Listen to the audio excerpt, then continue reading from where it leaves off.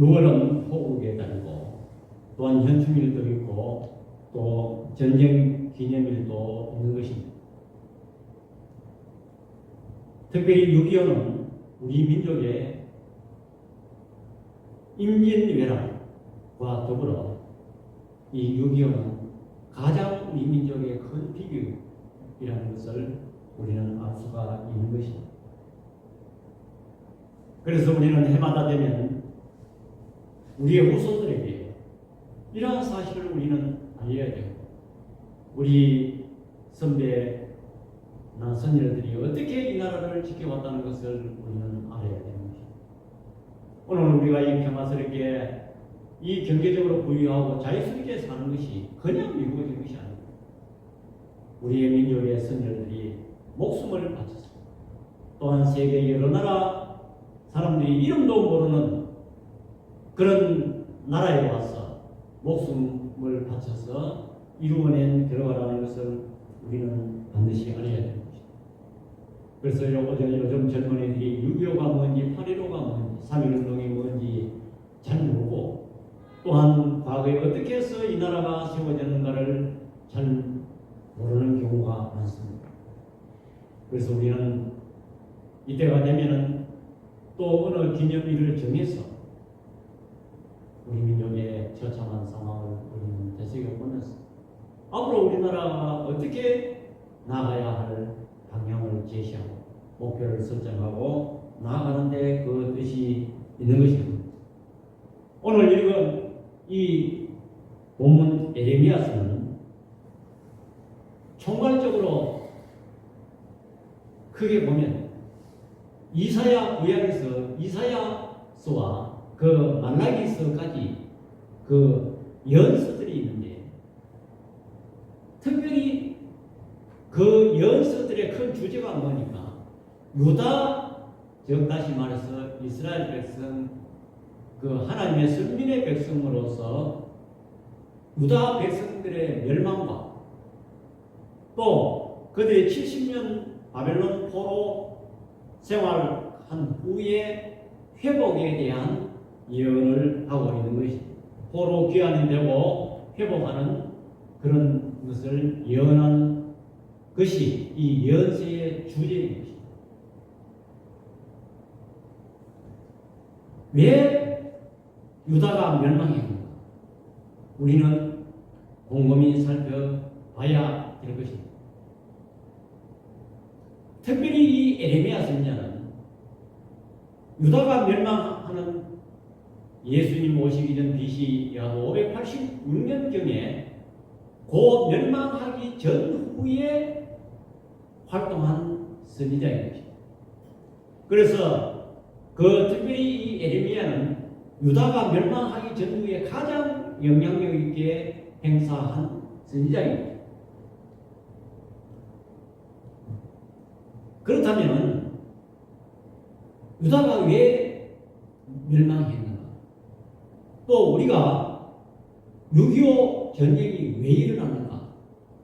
우리가 첫 번째로 우리는 살펴보려고 합니다.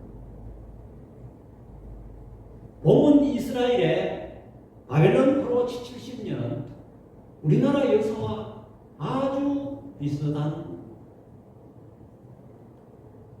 사건인 것입니다. 그러면 그들이 왜 멸망했는가?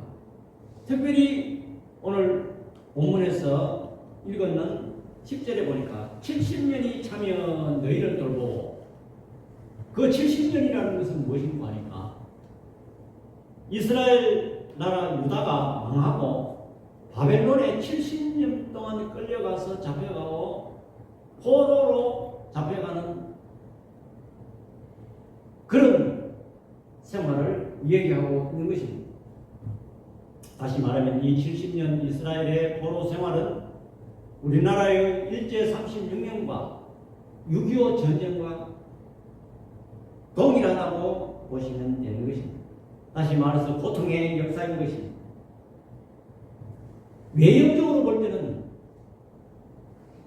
바벨론이 이스라엘을 침공, 또한 6.25 전쟁은 북한이 남침했다. 우리는 겉으로 그렇게 생각할 수가 있습니다. 그러나 실제적으로 보면은 하나님이 하신 일이에요. 하나님이 그 바벨론을 도구로 삼고 또 하나님이 북한을 도구로 삼았어.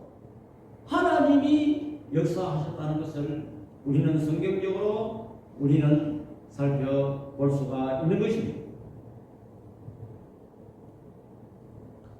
그때 당시에 유다의 그 상황을 보면 다니엘서 1장 1절과 2절에 보니까 유다 왕 여호야김이 다스린 지 3년이 되는 해에 바벨론 왕 느부갓네살이 예루살렘에 이르러 성을 에워쌌더니 주께서 유다 왕 여호야김과 하나님의 전 그릇 얼마를 그의 손에 넘기심에 누가 넘겼다고요? 하나님이 옮겼다.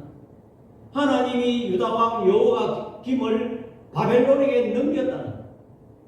또 하나님의 성전의 그릇을 얼마를 그의 손에 넘겼다. 그가 그것을 가지고 신할 땅 자기의 신들의 신전에 가져다가 그 신들의 보물 창고에 두었더라. 겉으로는 바벨론이 했지만 하나님이 넘겼다.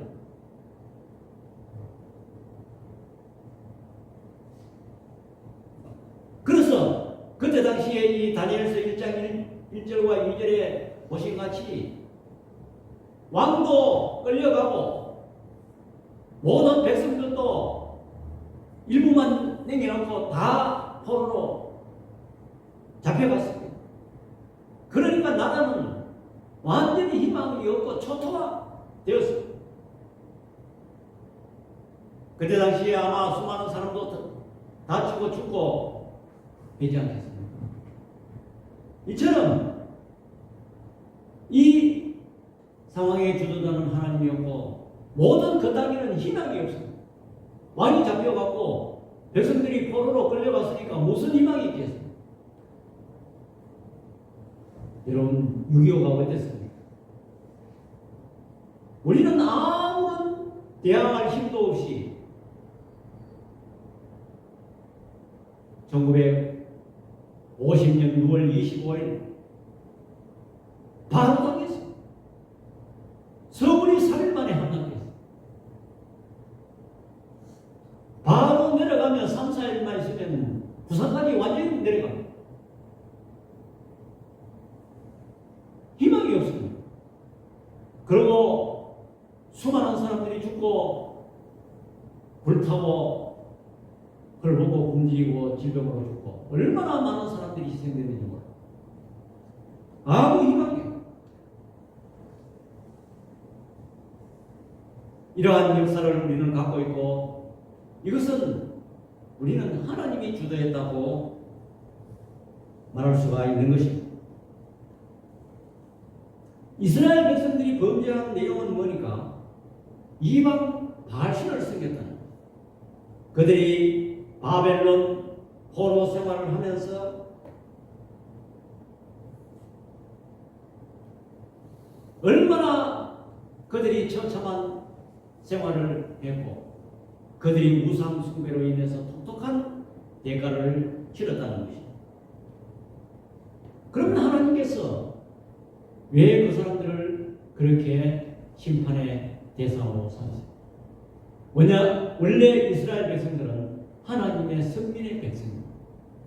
그래서 이스라엘 유다의 왕은 어떤 역할을 해야 되냐면 하나님의 뜻을 실현시키는 정치를 해야 돼요. 또 제사장은 하나님 앞에 예배를 드리고 또한 하나님의 법을 가르치는 역할을 올바르게 수행해야 됩니다. 그렇지만은 그들이 그렇게 하지 못했어요. 왕이라 하는 사람들이 한 예로 들면 이 흰놈의 아들 골짜기라는 골짜기가 있습니다. 그것이 어디로 하면 예루살렘 성전이 있는 예루살렘의 그 주위에는 보면 전부 산들이 둘러싸여 있습니다.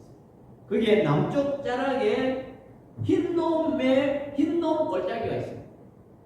근데 또 그 밑에 또 작은 골짜기 한데 그걸 흰놈의 아들 골짜기라고 이렇게 지명 이름이에요. 그래서 역대하 28장 3절에 보니까 또 흰놈의 아들 골짜기에서 분양하고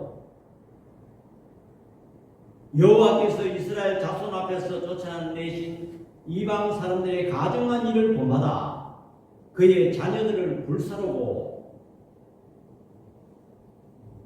여러분, 이것이 무슨 얘기입니까? 아니, 거기에 도벳 신당이라는 신당을 지었습니다. 흰놈의 아들 골짜기예요. 그 신당은 누가 지었느냐? 솔로몬 왕이 이방 여자를 첩으로 들였는데 그 첩들이 그 이방 신을 가지고 왔어요. 그래서 그 첩들의 그 송사에 못 이겨서 거기에 이방 신당을 지었어요. 거기서 그들이 했는 짓이 뭐니까 하니까 거기에서 바알신을 섬기고 특별히 그 예루살렘 성전 밑에서 도벳 신당을 지어서 산 아이들을 산채로 바쳐서 인신 제사를 드리는 장소였어요. 그래서 아까 조금 전에 읽었는 역대하 28장 3절의 그 얘기가 누구의 얘기냐면 유다의 12대 왕 이스라엘 아하스 왕의 그 얘기. 아하스 왕이 자기 아들을 거기에서 산채로 불살라서 인신 제사를 드렸다는 것입니다. 또 이 유다의 또 범죄가 또 뭐니까 하나님의 말씀을 계속 선지자를 통해서 경고했어요. 너희들이 그렇게 하면 안 되고 그렇게 하면 벌을 받는다고 계속 선지자를 통해서 경고를 했으나 이 왕들이 말을 듣지 않고 백성들이 말을 듣지 않고 그런 선지자를 잡아가두거나 죽이거나 그렇게 했어요. 예레미야 29장 19절 다 같이 시작. 여호와의 말씀이 너희들이 내 말을 듣지 않았기 때문이니라. 내가 내 종 선지자들을 너희에게 꾸준히 보냈으나 너희는 그들의 말을 듣지 아니하느니라. 여호와의 말씀이니라. 계속해서 바른말 하는 선지자들은 죽이고 잡아가지고 됐습니다. 예레미야도 갇혀가 있었습니다. 예레미야 29장 19절 다 같이요 시작. 여호와의 말씀이 너희들이 내 말을 듣지 않았기 때문에 내가 내 종 선지자들을 너희에게 꾸준히 보냈으나 너희는 그들의 말을 듣지 않으니라. 여호와의 말씀. 왕이 강팍했다는 것이 선지자의 메시지를 받아들이지 않았다는 것이 32장의 예언이 제시된 이후에도 왕이 예레미야 메시지를 전혀 받아들이지 아니하였으며 계속해서 하나님 앞에 패역하게 행하고 있다는 사실을 보여주는 것입니다. 하나님이 힘이 없어서 바벨론이 와서 점령하고 빼앗아가고 약탈하고 포로를 끌고 가는 것을 방치했는 것이 아닌 것입니다. 왜 하나님께서 그들을 이렇게 심판을 했을까요? 하나님께서는 왕과 제사장 백성들이 하나님의 선민의 백성으로 역할을 못하기 때문에 하나님께서 새로운 이스라엘을 건설하기 위해서 개조하기 위해서 그들에게 심판을 내렸다는 것입니다. 예레미야 31장 31절 다 같이 시작. 여호와의 말씀이니라. 보라 날이 이르리니 내가 이스라엘의 집과 유다 집에 새 언약을 맺으리라. 그들이 70년 포로를 채우고 나서 하나님께서 회복해 주시고 새 언약, 새로운 이스라엘을 만들겠다는 것입니다.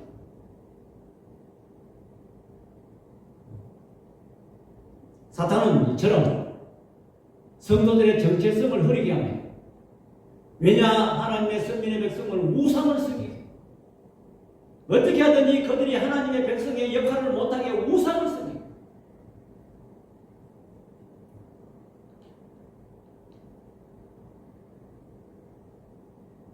예레미야는 심판이 눈앞에 생생하게 보이는 것을 마음에 고통이 커서 그들에게 외쳤습니다. 그러나 그 왕들과 백성들이 듣지 않았습니다. 오히려 예레미야를 옥에 가두었습니다. 우리나라에 6.25와 또 그 이전에 있었던 36년간의 일제의 탄압, 식민지 그 상태를 우리가 잠깐 살펴보면 그 이전에 어떤 일이 일어났습니까? 일제가 우리나라에 36년 지배하기 전에 어떤 일이 일어났습니까? 프랑스의 천주교 신부들이 우리나라 와서 복음을 전하려니까 대원군 세국 정책에 의해서 외국에 들어오는 모든 눈물, 왜 세국 정책이 개방되면 왕권이 위험하니까 자기 권력을 유지하기 위해서 세국 정책으로서 못 들게 막고 복음 전하는 천주교 신부들을 막 죽였어. 또한 우리 개신교도 그 후에 토마스 선교사가 돌아왔지만은 역시 그도 대동강에서 죽임을 당했다. 그래서 복음을 받아들이지 않으니까 하나님께서 강제로 이 나라의 문을 열기 위해서 36년 동안 일제를 지배하게 되고, 또한 우리는 해방하기 위해서 독립투사들이 저 만주 땅으로 미국으로 전부 흩어졌습니다. 그래서 외국 문물을 의존 안 하고는, 안 끌어오고는, 개방을 안 하고는 이 나라를 구할 수 없기 때문에 미국이나 또한 저 중국이나 가서 외국의 힘을 빌려오기 위해서 그들이 독립운동을 했던 것입니다. 그래서 이 나라가 강제적으로 하나님의 손에 의해서 개방되었다고 보면 되는 것입니다. 하나님께서 강제로 이 나라의 문을 열기 위해서 그러한 고통을 주었다는 것입니다. 또한 6.25 이전에는 어떤 일이 일어났습니까? 이 나라가 복음이 들어와서 교회가 정착하고 평양에 부흥의 불길이 일어나고 성경의 불길이 일어나고 남한보다 북한이 더 예수를 잘 믿었고 교회가 우리 교단의 신학교도 평양에 있었습니다. 평양신학교. 그런데 뭘 했느냐? 한국교회가 1930년대 중년부터 1945년 해방되기까지 일제의 신사참배 강요로 태양신 아마데라스 오메가민을 섬겼습니다. 보수 교파인이 장로교는 그래도 버티다가 감리교, 자유주의 신학자, 카톨릭은 제일 먼저 타협했습니다. 장로교도 버티다가 1938년 9월 9일 평양 성문학교에서 제27회 우리 총회입니다. 우리 총회 27회 총회에서 193명의 총대가 모여서 홍택기 총리장이 가부를 물었고 반대는 묻지 아니하고 그대로 일사천리로 통하십니다. 한국교회가 신사참배를 결의하고 예배드리기 전에 신사참배를 하고 예배를 하나님이 제일 싫어하는 우상의 죄를 범했습니다. 이스라엘 백성들이 예루살렘 성전 그 밑자락에 도벳이라는 성전을 짓고, 성전이 아니고 우상 신상을 짓고 그곳에서 우상을 섬기고 왕이라는 사람이 자기 아들을 산 채로 인신 제사를 드리고 이런 형편없는 짓을 하니 하나님께서 가만두시지 않았다. 여러분, 우리나라가 이러한 치욕스러운 교회사의 치욕스러운 이런 죄를 범하고 말았다. 그 후에 얼마 있지 않아서 6.25가 터지고 이 민족이 엄청난 고통 속에 빠져들게 되었다는 사실. 그 죄로 인해서 북한은 그렇게 또 성령의 불길이 뜨겁던 이 북한의 교회가 하나님께서 사고했습니다. 여러분, 얼마나 하나님께서는 그 죄를 미워하시는지 우리는 알 수가 있는 것입니다. 그 결과 우리 한국은 완전히 제독이에요. 북한은 교회가 없고, 오늘날 이 북한이 얼마나 세계적으로 위험한 존재고, 우리가 이해할 수 없는 정치를 하고 있고, 또 그들이 사는 것도 형편없이 살고 있다는 것을 우리는 우리의 눈으로 생생하게 보고 있는 것입니다. 그렇다면 두 번째로 이 이스라엘 백성들이 70년이 차서 해방되고 포로로 귀환의 역사가 일어나는 것입니다. 또한 우리나라도 6.25 전쟁은 망할 수밖에 없는 전쟁입니다. 이것은 우리 힘으로는 속수무책입니다. 3일만 더 있으면 부산까지 내려가서 완전히 끝나는 그런 전쟁이었는데 6.25 전쟁에 우리는 승리 했다는 것은 전적으로 하나님의 은혜이라는 것입니다. 역사는 하나님이 주관하시고 하나님의 계획 아래에 있고 모든 상황은 하나님의 손아귀에 있다는 것을 우리는 이스라엘 역사를 보면서 알 수가 있는 것입니다. 에레미야 29장 10절 다 같이 시작. 여호와께서 이와 같이 말씀하시니라. 바벨론에서 70년이 차면 내가 너희를 돌보고 나의 선한 말을 너희에게 성취하여 너희를 이곳으로 돌아오게 하리라. 하나님께서 다 계획이 있다는 것입니다. 하나님의 백성들을 완전히 멸망시키는 것이 아니고 그들이 회개하고 돌아오도록 기다립니다. 하나님께서 새 이스라엘을 만들기 위해서 그렇게 계획하고 있고 하나님이 역사하셨다는 것입니다.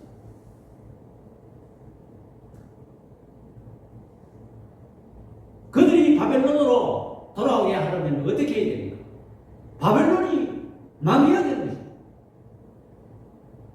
아니 그 큰 제국, 그 큰 군사 강국 바벨론이 어떻게 망하느냐? 에레미야 51장 54절과 55절 다 같이 시작. 바벨론으로부터 부르짖는 소리가 들리도다. 갈대아 사람의 땅에 큰 파멸의 소리가 들리도다. 이는 여호와께서 바벨론을 황폐하게 하사 그 큰 소리를 끊으시리로다. 원수는 많은 물같이 그 파도가 사나우며 그 물결은 요란한 소리를 내는도다. 아멘. 하나님은 역사하십니다. 우리가 상상할 수 없는 그러한 일을 하나님께서 다 하고 계신다는 거죠. 그 강대국 바벨론이 망하는 소리, 하나님께서 망하게, 그 지배하고 있던 바벨론이 망하니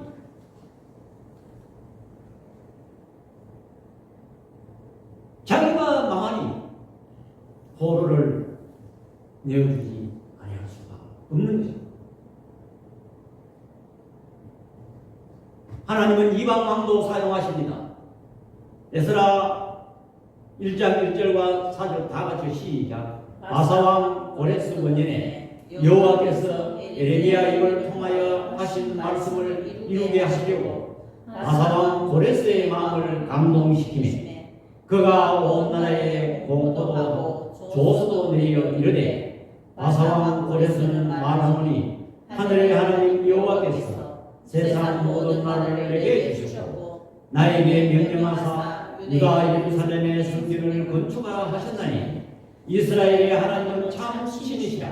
너희 중에 그의 백성된 자는 다 유다 예루살렘으로 올라가서 이스라엘의 하나님 여호와의 성전을 건축하라. 그는 예루살렘에 계신 하나님이시라. 그 남아있는 백성이 어느 곳에 머물러 살든지 그곳 사람들이 마땅히 은과 금과 그 밖의 물건과 짐승으로 도와주고 그 외에도 예루살렘에 세울 하나님의 성전을 위하여 예물을 기쁘게 드리니라 하였더라. 아니 외국에 포로 생활하고 노예 생활하는 사람들이 상상을 초월하는 일이 벌어진 것입니다. 여러분 이 이스라엘 역사를 확실히 믿으시기 바랍니다. 우리나라도 그와 같은 역사가 있다는 것을 조금 이따 설명하려고 합니다. 아니 그들이 바벨론은 하나님께서 망하게 하셨고 그 뒤에 페르시아 이 바사 나라가 점령했는데 그게 고레스 왕이라는 왕을 세우셨어. 하나님께서 그 왕의 마음을 감동시켜서 그들에게 귀한 명령을 하고 다시 포로들을 돌려보내서 예루살렘 성전을 건축하라고 하면서 그에게 그냥 보내는 것이 아니고 은과 금과 그 밖의 물건과 짐승으로 도와주고 여러분 저와 여러분들 앞에 정말 나는 망했다 안 된다 이런 말을 하면 안 되는 것입니다. 우리 앞에 상상을 초월하는 태산과 같은 그런 문제가 있다 하더라도 하나님이 역사하시면 내 입으로 하려고 하지 말고 하나님이 역사하시면 그 태산 같은 문제도 편리가 된다는 것을 여러분들 믿으시기 바랍니다.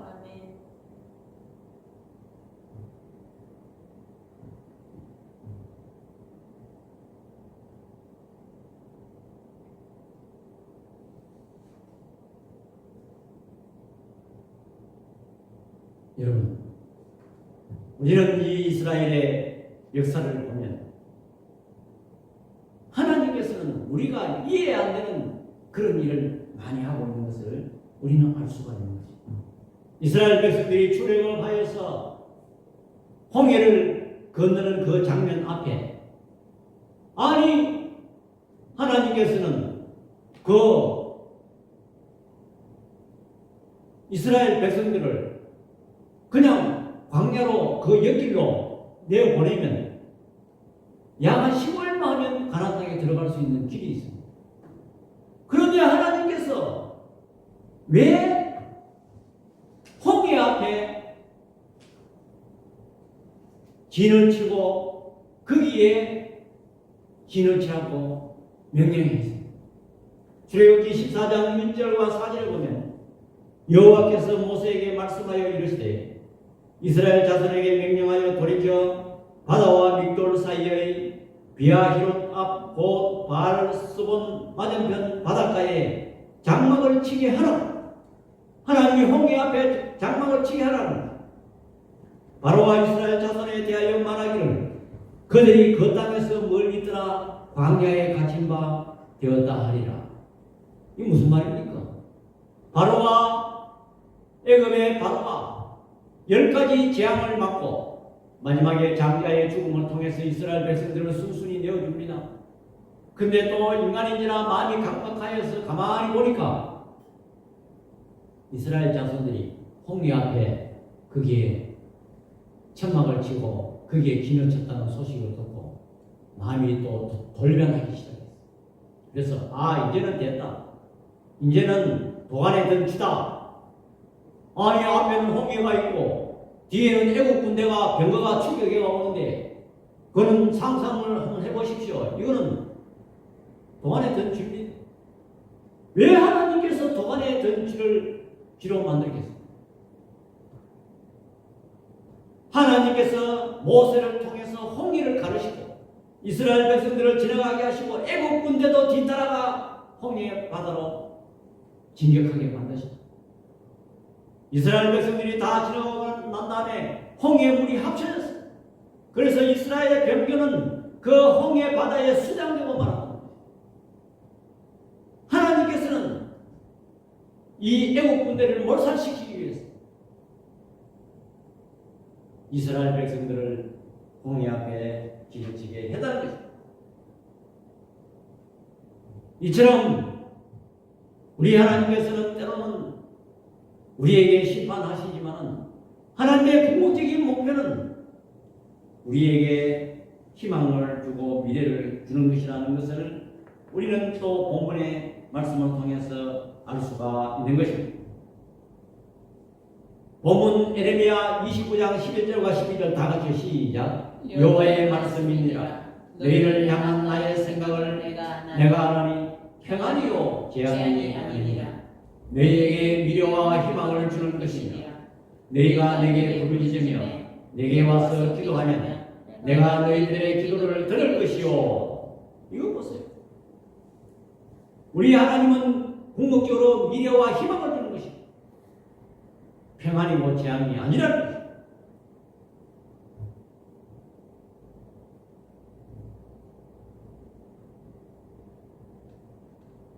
여러분, 이스라엘의 해방은 크게 두 가지로 나눠볼 수가 있는 것입니다.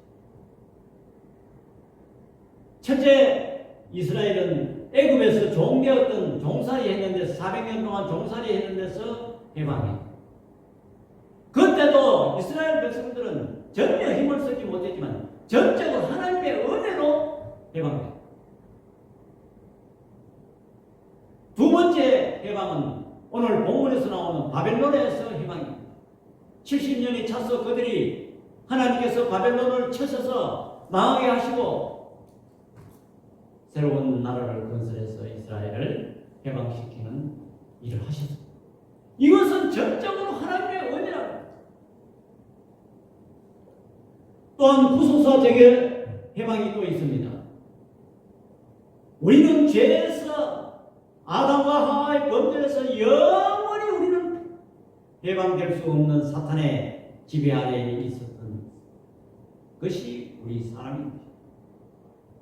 그런데 하나님께서 독생자 예수 그리스도를 이 땅에 보내셔서 영원히 사망한 그러한 상태에서 사탄의 지배 아래에 있던 우리를 예수 그리스도께서 십자가에 죽으시고 피 흘리시고 부활하심으로 말미암아 사탄의 권세를 해방하고 우리가 사탄의 밑에 있던 우리를 해방시키는 그 일을 한 것도 전적으로 하나님의 은혜로 되었다는 사실을 여러분들 믿으시기 바랍니다. 그렇기 때문에 우리나라도 일제의 36년과 6.25 전쟁에서 그 해방된 것은 전적으로 하나님의 은혜로 해방됐다는 것을 여러분들 깨달으시기 바랍니다.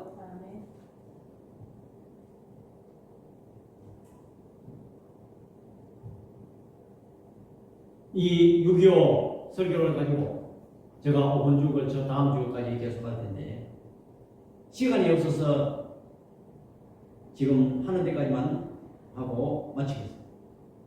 6.25 전쟁 전적으로 우리는 하나님의 은혜라는 것을 세부적으로 살펴보면 첫 번째로 우리나라가 그때 당시에 해방되고 유엔에 가입되어 있었다는 것이 그것이 하나의 또 기적입니다. 1948년 우리 8월 15일 날 대한민국이 정부 수립되고 북한군은 1948년 9월 9일에 인민공화국이 탄생되었습니다.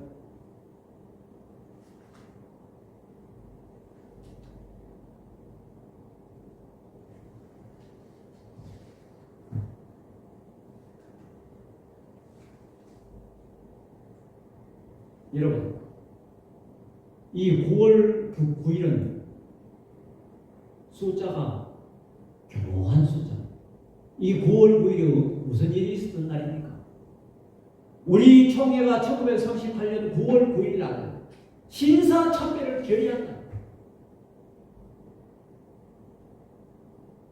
여러분, 그게 우연의 일입니까? 북한 공산 정권이 9월 9일 날 창립됐다. 하나님께서는 우상 숭배하는 그런 교회가 결의한 그 내용이 얼마나 엄중하게 심판하시는지 그날 북한 정권이 수립됐다는 창립한 날.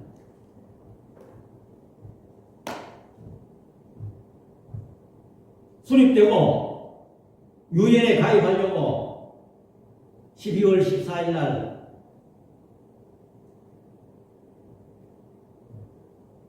프랑스 그 회의를 가는데 가서 우리나라 누구 갔느냐? 장면 대표가 대표단을 이끌고 갔는데 12월 14일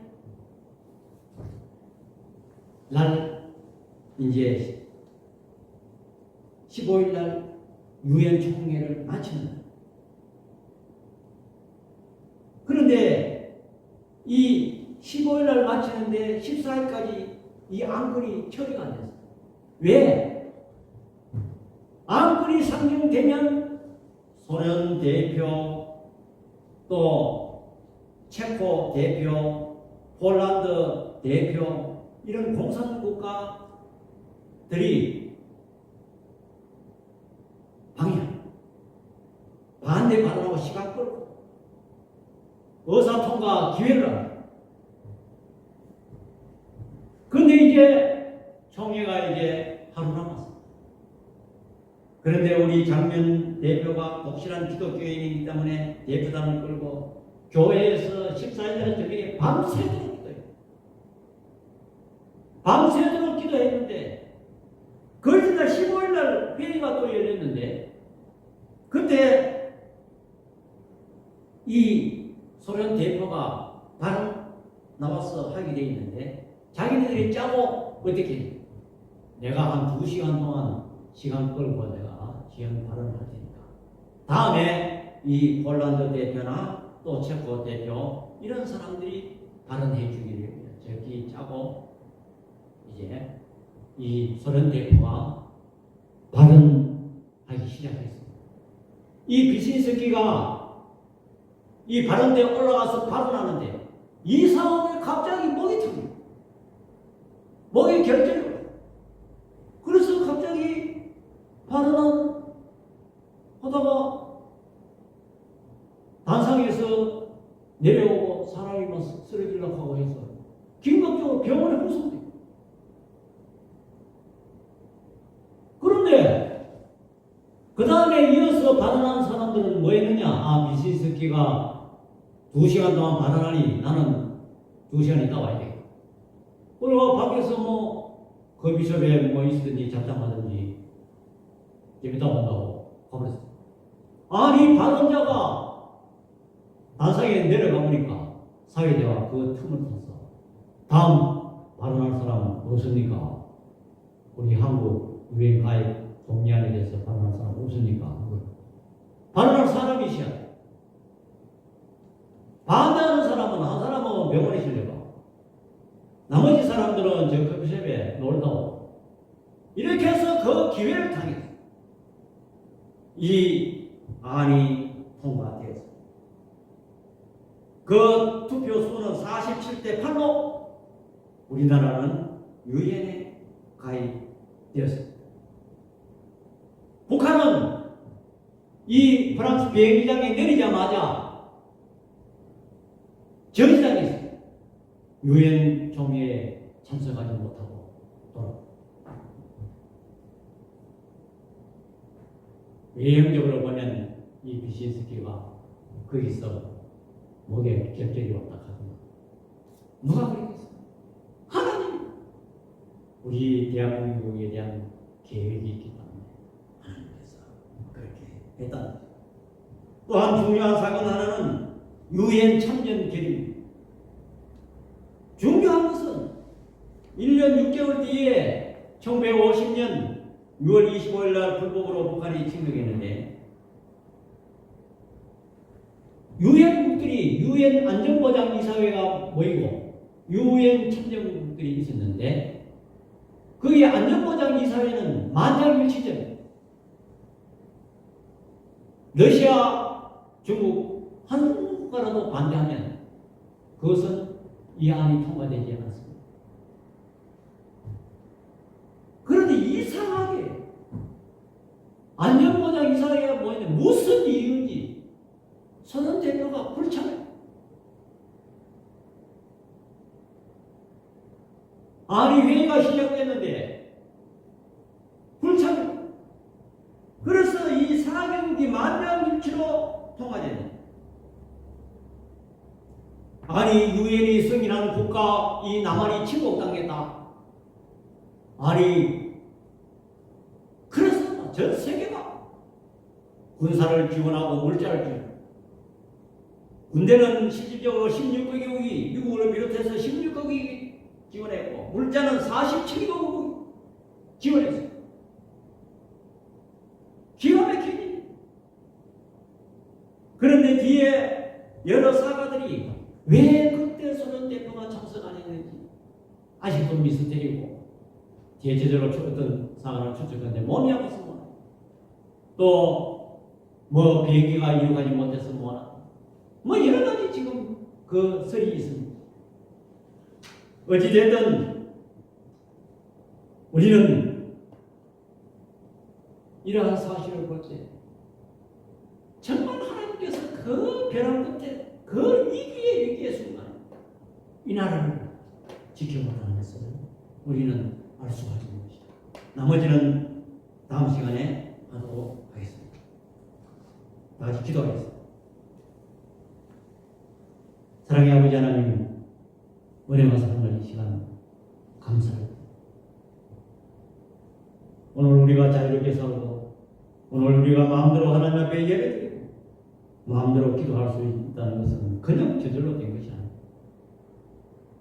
하나님의 그 위기 때마다 승리하심으로 말미암아 이 나라가 이렇게 되었다는 것을 우리는 알 수가 있는 것입니다. 우리는 이스라엘의 역사를 보면서 하나님 계획하시고 주도하셨다고 했습니다.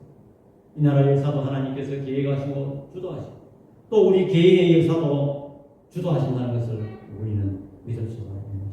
이 말씀을 꼭 기억하면서 늘 항상 우리는 하나님께 의지하고 하나님께 기도하고 또한 하나님 앞에 선민의 백성으로 바로 살아가는 우리들 되게 하여 주옵소서. 예수님의 이름으로 기도드립니다. 아멘.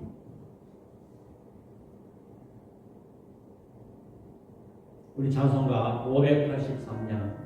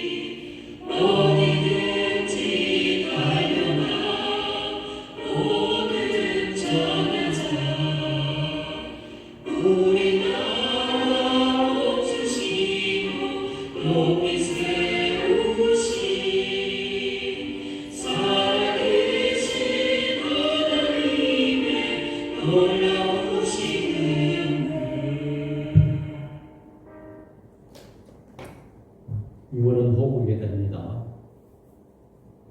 우리 나라를 위해서 계속 기도해 주시고 또 우리 교회 부흥을 위해서 계속 기도해 주시기 바랍니다. 우리 찬송가 23장 1절 부르는 위에 축도로 예배를 드리겠습니다. 만입이 내게 있으면 거의 따라지고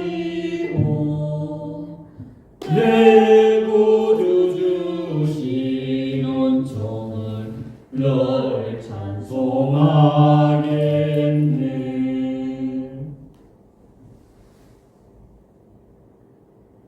지금은 우리 주 예수 그리스도의 은혜와 우리 아버지 하나님의 만극하신 사랑과 성령 하나님의 감화 교통 위로하시는 은사가 하나님의 성민의 백성으로서 하나님 앞에 올바른 생활하기를 소원하는 주의 백성들 머리 위와 우리 눈뜨는 교회 위에 지금부터 영원토록 함께 있을지어다. 아멘.